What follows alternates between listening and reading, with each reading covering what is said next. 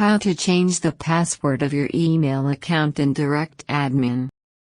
We assume you have already logged into your DirectAdmin account. In the Email Manager section, click Email Accounts. From this interface, you can manage your email accounts. Here it displays the list of email accounts. Click the plus sign of that particular email account, whose password you wish to change. Click the Change Password option. You can manually enter the new password, or use this password generator. Click that password generator icon.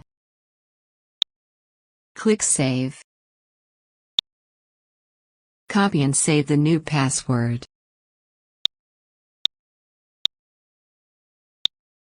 That's it. We have successfully changed the password of our email account. Thank you for watching.